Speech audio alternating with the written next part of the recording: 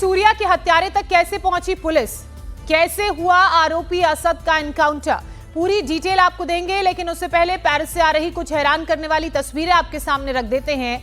दरअसल पेरिस में champions league में पीएसजी की जीत के बाद उसके समर्थकों ने सड़कों पर जबरदस्त हंगामा किया, दुकानों में तोड़फोड़ की, आगजनी की। जश्न के दौरान सब कुछ हुआ। पीएसजी के फैंस पुलिस से भी इस दौरान भिड़ गए। पुलिस ने 45 उपद्रवियों को हिरासत में लिया। आपको बता दें कि रोमांचक मुकाबले में पीएसजी ने आर्सेनल को पेनल्टी शूटआउट में हराया था, जिसके बाद फैंस स्टेडियम से निकलकर जश्न में डूब गए और जश्न ऐसा कि पूरे इलाके में हंगामा कर दिया, आगजनी कर दी, पटाखे चलाए जा रहे थे, गाड़ियों को रोका जा रहा था। पुलिस के साथ भी इन लोगों की उस दौरान झड़प हुई और ये उसी वक्त की तस्वीरें आप पेरिस से देख रहे हैं। फुटबॉल मैच के बाद जश्न मनाने के लिए निकले जो फुटबॉल प्रेमी हैं, उनका जश्न किस तरह से आम लोगों के लिए परेशानी का सबब बन गया, वो इन तस्वीरों में साफ तौर पर नजर आ रहा है। दो तस्वीरें अब आपके सामने हैं। पहली तस्वीर आप पेरिस की देख रहे हैं, जहां फुटबॉल फैंस ने जमकर उपद्रव मचाया और ये सारा उपद्रव जश्न के नाम पर था। तो दूसरी तस्वीर आप देख रहे हैं कि कैसे माहौल को कंट्रोल करने के लिए, सिचुएशन को कंट्रोल करने के लिए पुलिस वाले लगातार सड़कों पर उतरकर इन लोगों को पकड़ने के लिए और आगे की तरफ सुरक्षित दूसरी जगह पर ले जाने की लगातार कोशिश कर रहे हैं। तो ये दो तस्वीरें पेरिस से उस वक्त सामने आई जब पेरिस में हो रहे फुटबॉल लीग के मुकाबले में आर्सेनल को हराने के बाद पीएसएल ने जीत दर्ज की और उस पेनल्टी शूटआउट में ये जीत हुई, जिसका जश्न कार्यकर्ताओं ने कुछ इस तरह मनाया कि आम लोगों को ये जश्न भारी पड़ गया। पेरिस की सड़कों में आगजनी की गई, गाड़ियों को रोककर प्रदर्शन किए गए, दुकानों तक में आग लगा दी गई। पुलिस से भी इस दौरान ये कार्यकर्ता और ये जो फुटबॉल प्रेमी हैं, फुटबॉल के समर्थक हैं, वो भिड़ गए।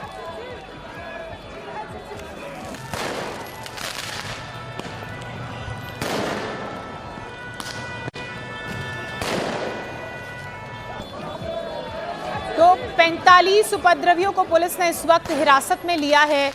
ये कार्रवाई पुलिस की तरफ से अब तक की गई है। ये आप लगातार तस्वीरों में देख सकते हैं। पेरिस से ये बीते कल तस्वीरें सामने आई जब मैच जीतने के बाद जो मैच प्रेमी हैं वो उस जीत को सेलिब्रेट करने के चक्कर में ये भूल गए कि उनका सेलिब्रेशन उपद्रव का रूप ले चुका है। आम पेरिस वासियों को परेशानी हो रही है और इसी को कंट्रोल करने के लिए पुलिस को मौके पर आना पड़ा और पुलिस ने कार्रवाई करते हुए 45 उपद्रवियों को हिरासत में लिया है। जीत के बाद फैंस का हंगामा ऐसा बरपा कि पेरिस की सड़कों पर उनकी तरफ से आगजनी की गई, गाड़ियों को रोककर वो आगे की तरफ बढ़ रहे थे, दुकानों में आग लगा दी गई। पुलिस से ये फैंस फुटबॉल के भिड़ गए और जब मौके पर पुलिस पहुंची तो पुलिस को वक्त लगा सिचुएशन को न्यूट्रलाइज करने में, हालात को कंट्रोल करने में। तो दूसरी तस्वीर में आपको साफ तौर पर नजर आ रहा होगा कि कुछ फैंस इतने बेकाबू हो गए कि पुलिस से भिड़ गए और पुलिस वालों को उन्होंने जमीन पर गिरा दिया और इस दौरान पुलिस और इन फुटबॉल प्रेमियों के बीच संघर्ष देखने को मिला। खुली सड़क पर मार्च निकालते हुए ये फुटबॉल प्रेमी आगे बढ़ रहे थे, गाड़ियों तक को रोक रहे थे, उन्हें भी जाने नहीं दे रहे।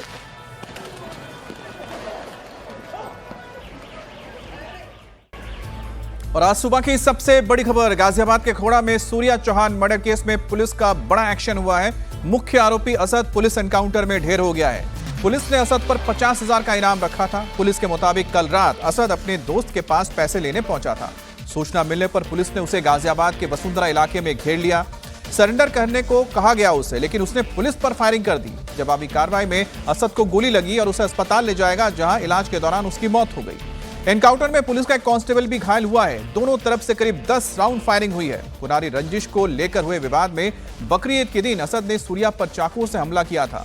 गंभीर रूप से घायल सूर्या को अस्पताल में भर्ती किया गया, जहां 29 तारीख को उसकी मौत हो गई। वारदात के बाद से ही इलाके में तनाव का माहौल था। लोग इस मामले में कड़े एक्शन की मांग कर रहे थे और अब एनकाउंटर में असद के ढेर होने की खबर आई है तो सूर्या की मां ने राहत की सांस ली है। लेकिन साथ ही अब परिवार बाकी दूसरे आरोपियों के खिलाफ भी ऐसे ही एक्शन की मांग कर रहा है। ये तस्वीर आप देख रहे हैं जहां एनकाउंटर हुआ था और असद की वो बाइक है जिस पर वो सवार होकर अपने दोस्त के साथ पैसे लेने के लिए पहुंचा था, जब पुलिस के साथ उसकी मुठभेड़ हुई थी।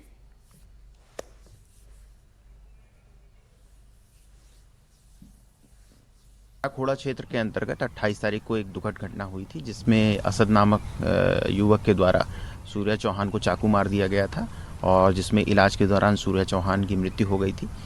उनके परिजनों के द्वारा दी गई तहरीर के आधार पर 5 लोगों के विरुद्ध थाना खोड़ा में सुसंगत धाराओं में मुकदमा पंजीकृत किया गया था और शीघ्रता से कार्रवाई करते हुए इसमें 3 मुख्य आरोपियों को गिरफ्तार कर लिया गया था।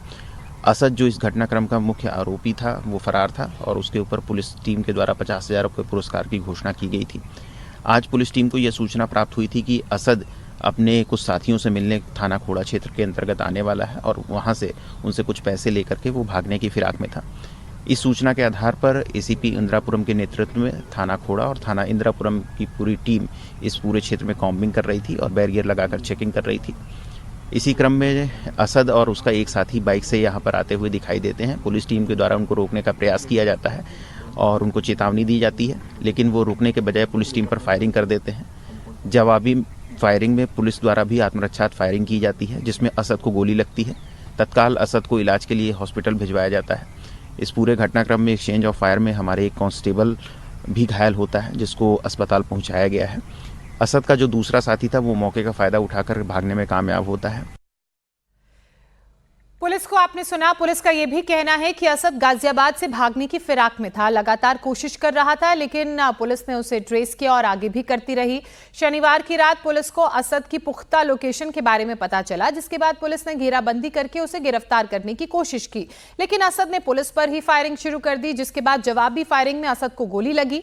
वसुंधरा के जिस इलाके में एनकाउंटर हुआ वहां पुलिस के कई स्पॉट्स पुलिस ने मार्क किए हैं, जिससे यह साफ होता है कि यहां पर कई राउंड फायरिंग भी हुई है।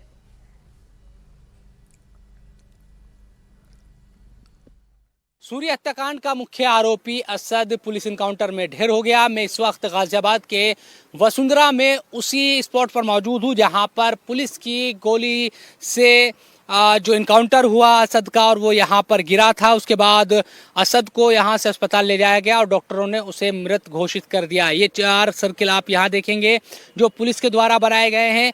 एक सर्किल हमें वहाँ पर नज़र आ रहा है उस पेड़ के नीचे, और 2 सर्किल यहाँ हमें पीछे की तरफ दिखाई दे रहे हैं जो पुलिस के द्वारा बनाए गए हैं। और कई जो राउंड फायरिंग है वो भी हुई। इसके साथ साथ ये भी पुलिस की तरफ से बताया गया कि असद अपने साथी के साथ भागने की कोशिश कर रहा था और उसकी जानकारी पुलिस को मिली थी। पुलिस ने जब असद को रोकने की कोशिश की तो असद की तरफ से फायरिंग की गई। पुलिस ने ये जानकारी दी और जवाबी फायरिंग में असद को गोली लगी और वो यहाँ पर गिर पड़ा। ये देखिए खून के जो निशान हैं वो अभी तक यहाँ पर मौजूद है। हमें जो नज़र आ रहे हैं गोली लगने के बाद जो खून के निशान हैं वो यहाँ पर अभी भी यहाँ पर पड़े हुए हैं और इन्हें देखकर जाहिर सी बात है ये लग रहा है कि ताज़ा बिल्कुल निशान है। हालांकि जो पुलिस है वो ये कह रही है कि उनका एक कांस्टेबल भी इस पूरे इनकाउंटर में जख्मी हुआ है क्योंकि असद की तरफ से फायरिंग की गई थी। इस पूरे मामले में हम देख रहे हैं कि बकरीद के बाद से ही जब सूर्या की हत्या की गई उसके बाद से ही सूर्या की जो परिवार है उनकी जो मां है वो ये कह रही थी कि उनको अपने बेटे का बदला, जिस तरह से उसको मारा गया है इसी तरह से इनकाउंटर आरोपियों का भी किया जाए। पुलिस तब से ही तलाश कर रही थी आरोपियों की और इस मामले में मुख्य जो आरोपी असद उसका इनकाउंटर हुआ है। 50,000 रुपए का इनाम पुलिस की तरफ से रखा गया था। और ये जो इलाका है आप देखेंगे कि सामने एक रोड है, एलिवेटेड रोड, और बराबर में राजनगर जो एक्सटेंशन की तरफ गाजियाबाद का जो रोड जाता है वो भी पास में है। और ये बिल्कुल करीब में एक छोटा सा जंगल का इलाका है जहाँ पर ये पूरा जो इनकाउंटर है वो हुआ है। इस मामले में पुलिस कह रही है कि बाकी जो आरोपी है उनकी भी तलाश की जा रही है और जल्द ही उनको पकड़ा जाएगा। अब असद के एनकाउंटर पर सूर्या की मां का भी बयान सामने आया है। सूर्या की मां का कहना है कि अभी केवल असद का एनकाउंटर हुआ है। जिस तरह असद पर कार्रवाई हुई है उसी तरह की बाकी आरोपियों पर भी कार्रवाई की जाए, साथ ही सभी आरोपियों के घरों पर बुलडोजर से एक्शन किया जाए। मंत्री जी भी आपसे मिलने आए हैं, कितना संतुष्ट है? आज इनकाउंटर भी हो गया असद का। बहुत संतुष्टि है जो सर हमसे मिलने आए, इस गरीब की सुनी, हमारी मदद करी, इसलिए इनको धन्यवाद करना चाहती हूँ। आप को इंसाफ मिला इनकाउंटर जो असद का हुआ, या और भी चाहती है आप चीज़ों को भाई कि इसको लेकर भी सरकार कार्रवाई करे?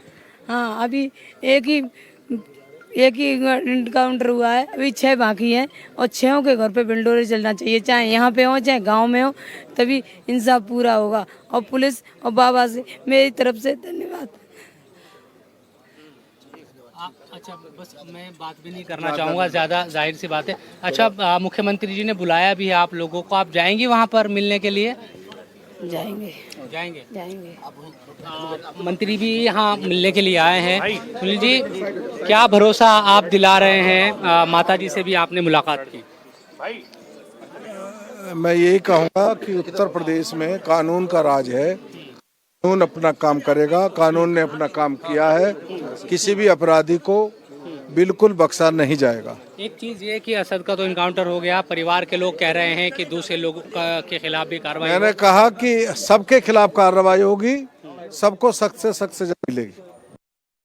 तो सरकार की तरफ से क्या आश्वासन दिया गया है कि सारे आरोपियों के खिलाफ कार्रवाई होगी और सख्त से सख्त सजा दी जाएगी। शोएब रजा गाजियाबाद से इस वक्त हमारे साथ लाइव जुड़ चुके हैं। शोएब, हमने आपकी बातचीत सुनी और वो एनकाउंटर साइट भी देखी जहां पर एनकाउंटर हुआ। अब आगे पुलिस का कदम क्या रहेगा, किस तरह से बाकी आरोपियों को पकड़ा जाएगा? और जो मृतक हैं उनकी मां की तो मांग बिल्कुल साफ है।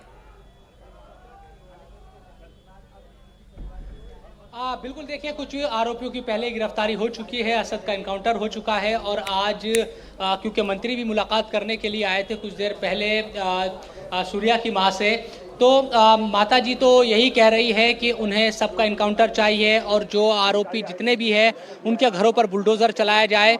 इस मामले में जो बड़ी बात है, पुलिस की तरफ से कहा जा रहा है कि जो भी चीज़ें कानूनन होगी और जिस तरह से भी कार्रवाई की गुंजाइश होगी वो पूरी कार्रवाई अपनी तरफ से कर भी रही है और आगे भी करेगी। यहाँ की अगर बात की जाए तो अभी भी माताजी बाहर ही बैठी हुई है और लगातार यहाँ जो बातचीत है उनकी तरफ से की जा रही है मुख्यमंत्री से मिलने के लिए भी, क्योंकि ये कहा गया कि सीएम से भी मुलाकात होगी। हालांकि अभी टाइम डिसाइड नहीं हुआ है। मंत्री जी भी यहाँ पर आए थे और हो सकता है कि आज जो टाइम है वो निर्धारित हो जाए और उसके बाद माताजी सीएम योगी आदित्यनाथ से मुलाकात करने के लिए भी जाए। तो ये तमाम चीजें तो क्योंकि इस घटना के बाद जाहिर सी बात सवाल उठाए जा रहे थे पुलिस के ऊपर, लॉ एंड ऑर्डर के ऊपर सवाल उठाए जा रहे थे, लोग बहुत नाराज थे। अब जब पुलिस ने जो मुख्य आरोपी है असद को मार गिराया, उसके बाद आसपास जो लोग हैं, स्थानीय लोग हैं, उनका क्या कहना है? जी, बिल्कुल बात कर लेते हैं। बहुत सारे लोग यहाँ पर हैं, स्थानीय लोग, कि वो क्या सोच रहे हैं। ये बताएं कि जो इनकाउंटर अब हो गया है असद का, आप लोग संतुष्ट हैं कि भाई ठीक हुआ है? ठीक हुआ है, इनकाउंटर हो गया, बढ़िया। गुस्सा बहुत ज्यादा था लोगों में। हाँ, बहुत गुस्सा था।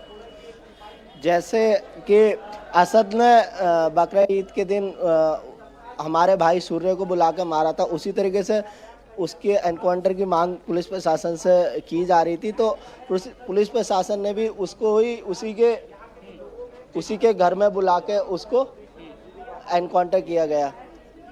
आप बताएं कि आप लोग संतुष्ट हैं जो एनकाउंटर हुआ है? हाँ, संतुष्ट हैं, पर और भी जो है उनका भी होना चाहिए। अब देखिए, लोगों में भी संतुष्टि साफ तौर पर नजर आ रही है। उनका कहना है कि जिस तरह से असद ने सूर्या का कत्ल किया वैसे ही पुलिस ने बदला ले लिया। लेकिन मां आज मुख्यमंत्री योगी आदित्यनाथ से संभवतः मिलेंगी, वक्त अभी सामने नहीं आया है, लेकिन उनकी डिमांड बिल्कुल साफ है। वो चाहती हैं कि बाकी आरोपियों के खिलाफ भी कार्रवाई हो और बुलडोजर एक्शन हो। बहुत शुक्रिया आपका। आइए अगली बड़ी खबर का रुख करते हैं। खबर यूपी के गाजियाबाद से ही है, जहां इंटरनेशनल पैरा एथलीट चिराग त्यागी हत्याकांड में बड़ा खुलासा हुआ है। पुलिस ने हत्याकांड में शामिल चिराग के साथी खिलाड़ी यश खटीक को गिरफ्तार किया है। यश पर चिराग को गोली मारने का आरोप है और सीसीटीवी फुटेज के आधार पर पुलिस ने यश खटीक को पकड़ा। पुलिस सूत्रों के माने तो उसने पूछताछ में हत्या करने की बात कबूल कर ली है और इसके साथ ही पुलिस ने चिराग की प्रेमिका, कोच और परिजनों से पूछताछ की है। पुलिस जब चिराग की हत्या के पीछे की मकसद पता करने की कोशिश करने में लगी तो शनिवार को चिराग का शव हिंडन इलाके से साई उपवन में मिला और उनकी पीठ पर गोली का निशान था। वारदात के समय चिराग बेंगलुरु में हुई Indian open para athletics international प्रतियोगिता में गोल्ड जीतकर लौट रहे थे और इसी जीत के साथ उन्होंने एशियन पैरा गेम्स में क्वालिफाई किया है। वो 100 और 400 मीटर दौड़ में भाग लेते थे। चिराग ने नेशनल इंटरनेशनल मंचों में भारत का प्रतिनिधित्व करते हुए भारत का नाम रोशन किया है। शव को प्रथम दृष्टया देखने से यह प्रतीत हुआ कि किसी व्यक्ति के द्वारा इनकी गोली मार करके हत्या की गई है। पुलिस द्वारा सीसीटीवी फुटेज के आधार पर एक व्यक्ति को हिरासत में लिया गया, जिसका नाम यश खटिक है। यश खटिक ने अपनी पूछताछ में ये बताया है कि ये भी पैरालंपिक खिलाड़ी है और चिराग त्यागी के साथ ये भी पूर्व में प्रैक्टिस किया करता था। ये दोनों ही ब्लाइंड कैटेगरी के अंतर्गत एथलेटिक्स में पार्टिसिपेट किया करते थे। यश खटिक का कहना था कि डॉक्यूमेंट वेरिफिकेशन के संदर्भ में चिराग त्यागी ने इसके विरुद्ध कुछ शिकायत और कंप्लेंट दर्ज कराई थी, जिसके आधार पर इसका क्वालिफिकेशन कैंसिल कर दिया गया था। इस बात से यश खटिक काफ़ी नाराज चल रहा था और इसी में बदला लेने के उद्देश्य से उसने पिस्टल से इसके ऊपर फायर करके इसकी हत्या कर दी है। पिस्टल की बरामदगी के लिए पुलिस टीमें भेज दी गई हैं। इस संदर्भ में आगे की विधिक कार्रवाई की जा रही है कि इस घटना में और भी लोगों की जो संलिप्तता है उसके बारे में भी जांच पड़ताल की जा रही है। परिजनों से तहरीर लेकर के अग्रिम विधिक कार्रवाई करते हुए मुकदमा पंजीकृत किया जा रहा है। चिराग के परिवार वालों का कहना है कि उनकी किसी के साथ कोई दुश्मनी नहीं थी। चिराग को क्यों मारा गया वो नहीं जानते हैं। अब पुलिस जांच के बाद ही पता चल पाएगा कि आखिर चिराग को क्यों मारा गया, मकसद क्या था। मुझे मेरे छोटे भाई ने दीपक ने फ़ोन किया कि किसी का फ़ोन आया है कि चिराग का एक्सीडेंट हो गया है। मैंने चिराग के फ़ोन पर फ़ोन करा तो पुलिस वाले ने फ़ोन उठाया। उन्होंने कहा कि ऐसे बात है, चिराग यहाँ डेड कंडीशन में मिला है और आप आ जाओ। हम आए तो चौकी जो महामाया स्टेडियम है इसके पास जो है ना पुलिस चौकी है, वहाँ पे पहुँचे। वहाँ जाके हमें सारी सूचना मिली, तब से पुलिस जांच कर रही है और पुलिस जांच के बाद ही निष्कर्ष आएगा जो भी है। हमें अभी तक किसी पर शक नहीं है, क्योंकि शक इसलिए नहीं है, ना हमारी किसी से दुश्मनी है ना उसकी दुश्मनी। ये तो पुलिस निष्कर्ष के बाद ही पता लगेगा कि उसकी दुश्मनी किससे थी या किसने क्या किया। और अगली बड़ी खबर दिल्ली के शालीमार बाग से है, जहां पर सड़क चौड़ीकरण के लिए सुबह से डेमोलिशन ड्राइव चल रहा है। डेमोलिशन ड्राइव के लिए पुलिस और प्रशासन की बड़ी टीम मौके पर पहुंची है। शालीमार बाग में रोड चौड़ा करने के लिए करीब 150 मकानों को तोड़ा जा रहा है और 30 मई तक इन मकानों को खाली करने का नोटिस दिया गया था। समय पूरा होते ही आज एक्शन भी शुरू हो गया। शालीमार बाग में बुलडोजर एक्शन के लिए सुबह 4 बजे से ही भारी संख्या में पुलिस बल की तैनाती कर दी गई थी। बड़े बड़े बुलडोजर भी मौके पर पहुंचे। जिले की डीसीपी सहित कई आला अधिकारी भी शालीमार मैक्स हॉस्पिटल वाली रोड पर इकट्ठा हो गए। अब वहां बुलडोजर से डेमोलिशन ड्राइव शुरू कर दी गई है। जितना अवैध निर्माण है उसे चिन्हित पहले से ही कर लिया गया था, नोटिस दे दिया गया था और वक्त भी खत्म हो चुका था, मियाद खत्म हो चुकी थी। अब उसके बाद एक एक करके देखिए किस तरह से कार्रवाई को अंजाम दिया जा रहा है। पुलिस की मौके पर मौजूदगी है। भारी संख्या में सुरक्षा के लिहाज से पुलिस वालों की तैनाती की गई है। सुबह से ही बुलडोजर यहां पहुंच गए थे, पुलिस वाले पहुंच गए थे। कुछ जगहों पर बैरिकेड लगा के कार्रवाई की जा रही है। दिल्ली के शालीमार बाग गांव के अंदर मैं आपको दिखाना चाहूंगा किस तरीके से अभी बुलडोजर की कार्रवाई यहाँ पर चलती नजर आ रही है। और आप देख सकते हैं बिल्डिंगों को तोड़ा जा रहा है, सारा मलबे को हाथों हाथ यहाँ से हटाया भी जा रहा है। एमसीडी के जेसीबी मशीन के द्वारा यहाँ पर आप देख सकते हैं किस तरीके से बड़ी से बड़ी बिल्डिंगें जो है उनको तोड़ा जा रहा है। और बुलडोजर की कार्रवाई सुबह 6 बजे से यहाँ पर शुरू हो चुकी है। 600 से 700 मकान यहाँ पर मौजूद हैं जिनको तोड़ा जाएगा। यहाँ पर पूरा का पूरा रोड को ब्लॉक कर दिया गया है और हाथों हाथ इस रोड को ओपन करने के लिए जो जितनी भी बिल्डिंग का कूड़ा है, जितनी भी मलबा है, उसको हाथों हाथ यहाँ से हटाया जा रहा है। और आप देख सकते हैं किस तरीके से यहाँ पर पूरे के पूरे जो मौजूद हैं पुलिस के आला अधिकारी भी यहाँ पर मौजूद है। मीडिया की एंट्री भी पूरी तरह बैन यहाँ पर कर दी गई है। और यहाँ की अगर बात करते हैं तो रोड का सौंदर्यीकरण यहाँ पर किया जाएगा, रोड को चौड़ा किया जाएगा। मैक्स हॉस्पिटल वाला रोड है, मैक्स हॉस्पिटल से आजादपुर का जो आजादपुर का जो यहाँ पर रोड है उस पर ये रोड मिलता है। और आप देख सकते हैं किस तरीके से यहाँ पर पैरामेट्रिक फोर्स भी यहाँ पर तैनात है। अगर बात करते हैं एमसीडी की या पूरी की पूरी डिपार्टमेंट की, तो यहाँ पर पूरा डिपार्टमेंट मौजूद है। एसडीएम डीएम जो है यहाँ पर मौजूद है। बिल्डिंग को पूरा का पूरा तोड़ा जाएगा और सुबह 6 बजे से ये प्रक्रिया शुरू हो चुकी है और बताया जा रहा है कि आज शाम तक ये प्रक्रिया लगातार चलती रहेगी। और कोर्ट के आदेश के बाद हो रही इस कार्रवाई से पहले लोगों को नोटिस दिया गया था। कुछ लोगों ने अपने अवैध कब्जे खाली भी किए, तो अब प्रशासन एक्शन कर रहा है। आज की कार्रवाई के लिए सबसे बड़ी चीज़ ये है कि ये लैंड दिल्ली डेवलपमेंट के लिए, रोड वाइडनिंग के लिए 1980 से एक्वायर थी, जबकि इसका सेक्शन 4 और 6 1959 और 1966 में हो चुका था। तो यहाँ पर जो लोग अनऑथराइज्ड ऑक्यूपेंट्स थे, इनके पास इनका कोई मालिकाना हक नहीं है। और साथ में ये डिसीजन ऑनरेबल हाई कोर्ट और ऑनरेबल सुप्रीम कोर्ट के द्वारा पूरा लीगल रेमेडी यहाँ के लोग गए हैं और उसके तहत आदेश के तहत ही हम लोग जो है आगे की कार्रवाई कर रहे हैं। और यहाँ के लोगों से हमने निवेदन किया है कि पीसफुली आराम से यहाँ खाली कर दें। लोगों ने खाली भी कर दिया है और आज की कार्रवाई हम लोग कब्जा कार्रवाई लैंड एक्विजिशन कलेक्टर के द्वारा डीडीए को की जाएगी और डीडीए पुनः इसको पीडब्ल्यूडी को हैंडओवर करेगा इस लैंड को, और पीडब्ल्यूडी यहाँ पर रोड वाइडनिंग का काम शुरू करेगा। तो कार्रवाई जारी है। इसी बीच अगली बड़ी खबर का रुख कर लेते हैं राजधानी दिल्ली से ही। यहां साकेत में एक बिल्डिंग गिरने से बड़ा हादसा हो गया। 5 मंजिला ये इमारत कल शाम अचानक भरभरा कर गिर गई। बिल्डिंग में अलग अलग कंपनियों के कॉर्पोरेट ऑफिसेस चलते थे, लेकिन वीकेंड होने की वजह से कल वहां कोई मौजूद नहीं था। लेकिन बिल्डिंग का मलबा बगल की कैंटीन पर गिरा, जहां कुछ स्टूडेंट्स खाना खा रहे थे और हादसे के बाद स्थानीय लोगों ने सबसे पहले मदद शुरू की, लोगों को मलबे से निकालना शुरू किया। इसके बाद मौके पर फायर ब्रिगेड और एनडीआरएफ के साथ ही डीडीएमए की टीम पहुंची। पूरी रात रेस्क्यू ऑपरेशन चला और अब तक 9 लोगों को मलबे से बाहर निकाला गया है। इनमें से एक शख्स की मौत हुई है। मलबे में अब भी कई लोगों के दबे होने की आशंका जताई जा रही है। लोगों का जो वहां रहते हैं कहना है कि काफी गुस्सा उन्हें इस बात से है। अपने परिजनों की तलाश में पहुंची एक महिला ने रेस्क्यू में लापरवाही तक के गंभीर आरोप लगाए। हम पूछ रहे हैं हमारे फैमिली मेंबर्स कहाँ है, कोई रिस्पांस नहीं है। क्यों नहीं है कि मतलब नहीं है। मेरे पास वीडियो भी है, मैं अपने छत के टेरेस पे गई थी, देख रही थी क्या हो रहा है। कुछ नहीं हो रहा है, बस खड़े हैं पत्थर के ऊपर, चट्टान के ऊपर देख रहे हैं, आराम से ड्रिल कर रहे हैं। कोई मिलेगा हम देख रहे हैं, भागो ऐसे पत्थर मार रहे हैं, ऐसा मतलब हैंडल करते हैं पुलिस वाले। इससे अच्छा तो जो लोग थे यहाँ पे वही कर रहे थे। वो लोगों ने 3 लोगों को सेव किया। पुलिस के आने के बाद सिर्फ 2 लोग सेव हुए, वो भी 1-2 घंटे में। जो लोग थे उन्होंने क्या 10 मिनट के अंदर 3 लोगों को निकाला था। उनको ये था कि हमें लोगों को बचाना है, इनको ये है कि हमें एकदम सामान उठा के ले जाना है। सामान तो बाद में भी उठा के ले जा सकते हो, मलबा बाद में भी जा सकता है। साइड करो पत्थरों को, नहीं करना है इन लोगों को। अभी भी ये लोग खड़े हैं, मेरे सवालों का जवाब किसी के पास नहीं है। फ्रीडम ऑफ स्पीच का क्या मतलब है, किसी पे नहीं है। हम कुछ बोलेंगे, अगले दिन पुलिस वाले हमें उठा के ले जाएंगे कि आपने ऐसा कैसे बोला।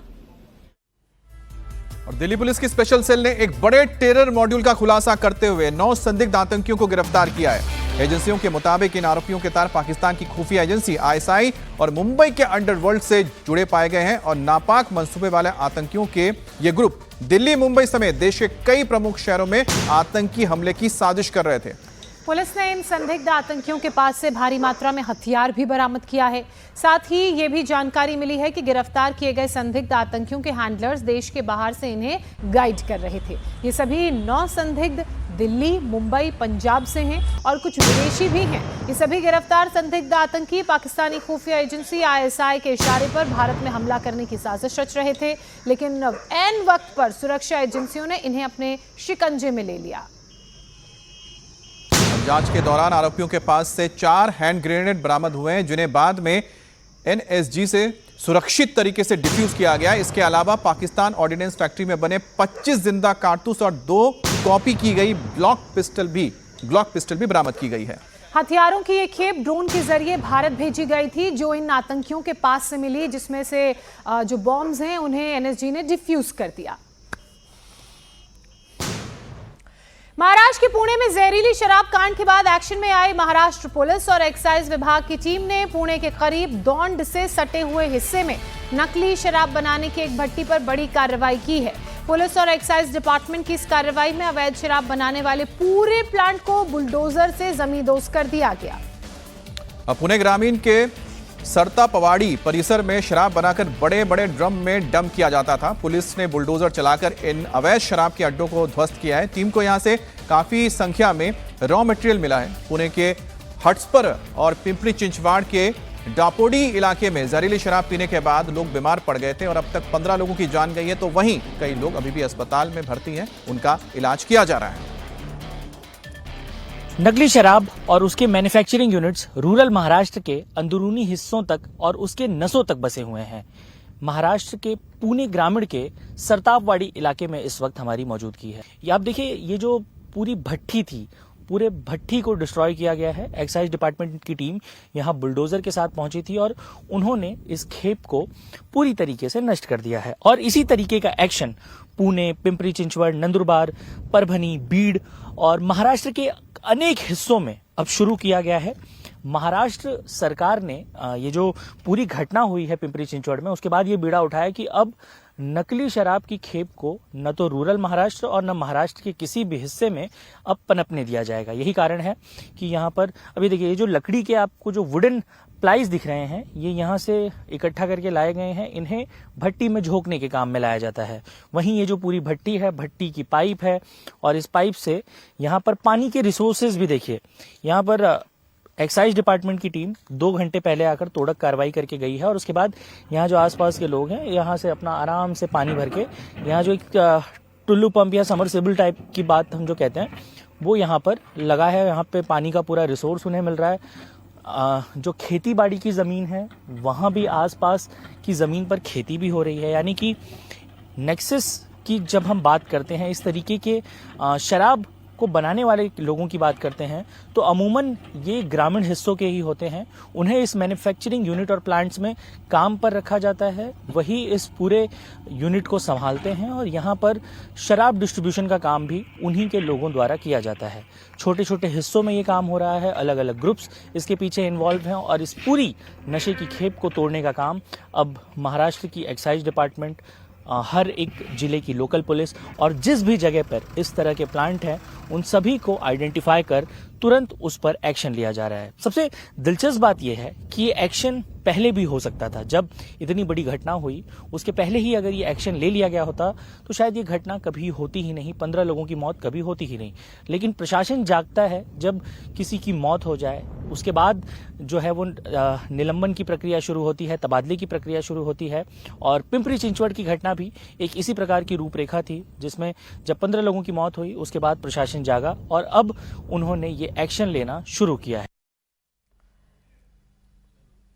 पुणे शराब कांड के बाद महाराष्ट्र की कई जगहों पर अवैध शराब के खिलाफ पुलिस और एक्साइज डिपार्टमेंट ने रेड की कार्रवाई शुरू की। महाराष्ट्र के वसई में देसी शराब फैक्ट्री पर छापा मारकर 1,07,000 की शराब जब्त की गई। अब क्राइम ब्रांच ने सेल 3 और पुलिस ने वसई ईस्ट के मनीचापाड़ा इलाके में चल रही एक गैर कानूनी शराब फैक्ट्री पर जॉइंट ऑपरेशन चलाया। यहाँ जंगल में एक टेम्पररी शेड पर छापा मारा और इस दौरान देसी शराब बनाने का सामान जब्त किया गया।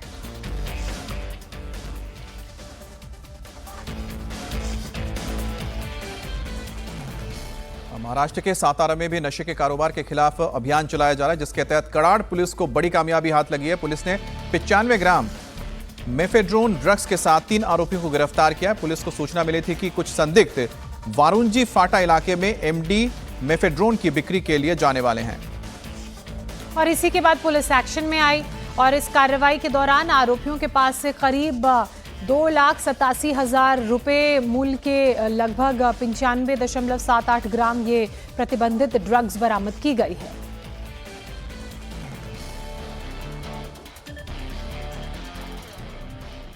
पश्चिम बंगाल से खबर है, जहां के सोनारपुर में टीएमसी सांसद अभिषेक बनर्जी पर हुए हमले के मामले में अब सियासत तेज हो गई है। पूर्व सीएम ममता बनर्जी ने इस मामले में शुभेंदु सरकार को घेरा। ममता का आरोप है कि अभिषेक बनर्जी को सही समय पर सही इलाज नहीं मिला, अस्पताल में डॉक्टर्स के ऊपर दबाव डाला जा रहा था। इतना ही नहीं, गंभीर चोट को हल्का करके भी दिखाया जा रहा था। वहीं ममता के आरोपों पर बीजेपी ने पलटवार किया है। बीजेपी का कहना है कि ममता ने 15 साल तक जो बंगाल को दिया, अब बंगाल की जनता उसी का हिसाब कर रही है, वापस लौटा रही है। तो अभिषेक बनर्जी से मारपीट के मामले में एक्शन भी हुआ है। पुलिस ने मारपीट के आरोप में 5 लोगों को गिरफ्तार कर लिया है। तो पुलिस की ओर से 5 लोगों को गिरफ्तार किया गया है। कल सोनारपुर इलाके में अपने कार्यकर्ताओं से मुलाकात करने के लिए अभिषेक बनर्जी गए थे और इसी दौरान वहां पर भीड़ जो गुस्साई थी, उसने अंडे फेंके, चप्पल फेंके और कुछ लोगों ने हाथ भी उठाया अभिषेक बनर्जी के ऊपर। वहां मौजूद सुरक्षा कर्मियों ने तुरंत अभिषेक बनर्जी को हेलमेट पहनाया और उस इलाके से निकालना शुरू कर दिया। लेकिन आप देखिए कि किस तरह से जो वहां पर उग्र भीड़ थी, वो लगातार अभिषेक बनर्जी के ऊपर हमला करती रही और पुलिस किसी तरह से उन्हें बचाते हुए निकाल कर ले आई। अब इसको लेकर जबरदस्त तरीके से महाराष्ट्र से इस वक्त की एक बड़ी खबर आ रही है। यहाँ मराठवाड़ा के मराठी लोगों को कुणबी प्रमाण पत्र देने की मांग को लेकर अनशन पर बैठे मनोज जारंगे ने अपना आमरण अनशन खत्म कर दिया है। मनोज जारंगे जालना में आमरण अनशन पर बैठे थे। मराठा आरक्षण के लिए गठित मंत्रिमंडल उप समिति के अध्यक्ष राधाकृष्ण विखे पाटिल और भाजपा के विधान परिषद के सदस्य प्रसाद लाड़ ने मनोज जारंगे का अनशन खत्म करवाया। महाराष्ट्र की सतारा में नशे के खिलाफ अभियान में पुलिस को बड़ी सफलता हाथ लगी है। कराड़ पुलिस ने 95 ग्राम प्रतिबंधित ड्रग्स के साथ 3 आरोपियों को गिरफ्तार किया है। ड्रग्स की कीमत लगभग 3 लाख है। दरअसल पुलिस को सूचना मिली थी कि वारुंजी फाटा क्षेत्र में प्रतिबंधित ड्रग्स को बेचने के लिए कुछ लोग आने वाले हैं। पुलिस ने जाल बिछाकर समीर गुलाब शेख, नजर मोहम्मद आरिफ मुल्ला और फरदीन दादा पीर शेख को हिरासत में ले लिया। वहीं छापेमारी के दौरान पुलिस ने आरोपियों के पास से 3 मोबाइल, 1 इनोवा को भी जब्त किया है। इस कार्रवाई में लगभग 19 लाख का माल बरामद किया गया है। आरोपियों के खिलाफ पुलिस ने केस दर्ज कर लिया है और मामले की जांच जारी है।